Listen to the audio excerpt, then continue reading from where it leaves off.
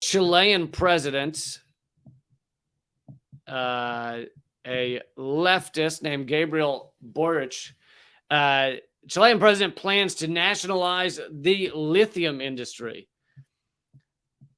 Now, I've talked before on how important lithium is. It is becoming incredibly powerful because it's in all of the batteries, all of the new EV tech, all of our devices need lithium in one way or another, and so it's becoming very important. And it's all most of it, or a lot of it, is in Latin America, in countries like Chile and Mexico and Bolivia.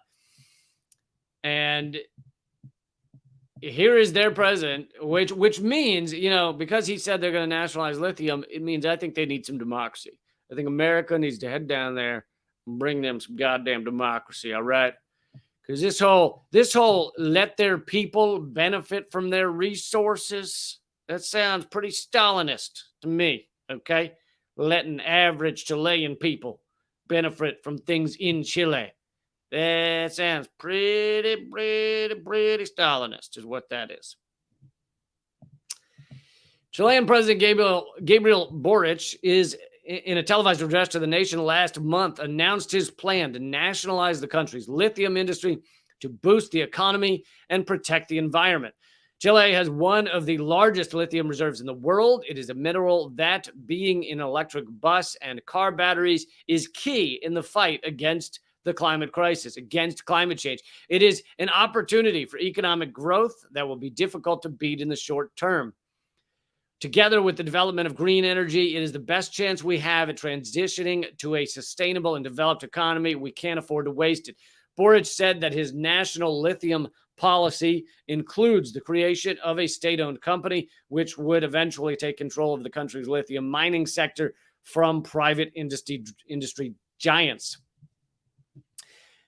In this regard, he added that future lithium contracts would only be issued as public-private partnerships with full state control. The government would not terminate current contracts, he said, and expressed the hope that the companies would be open to state participation before the contracts expire. Oh yeah, companies always love when their stuff's nationalized and they stop benefiting as much as they used to.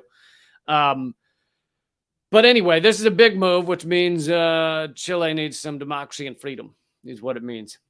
But whenever you see a move like this, whenever you see a president of a country, it's usually a Latin American country, start to stand up and declare their sovereignty and nationalize things for their own people, generally the United States then announces within a span of a few weeks, maybe a few months, that country is violating freedom of speech or freedom of religion or violating human rights. The U.S. cares a lot about human rights, basically in any country that stops our corporations from extracting all of their wealth and resources.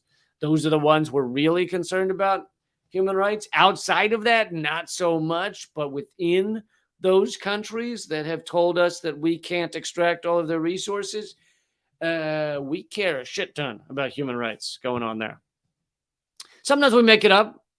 Sometimes there are human rights violations that are legit, and we just suddenly focus on those because now we have a reason to. But I would say one way or another, the U.S. is probably now working on cooing Gabriel Boric. It's just how it works.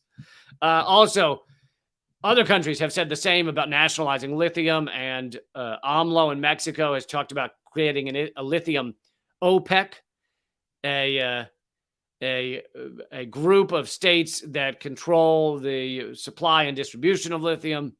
And I think the U.S. does not like AMLO very much.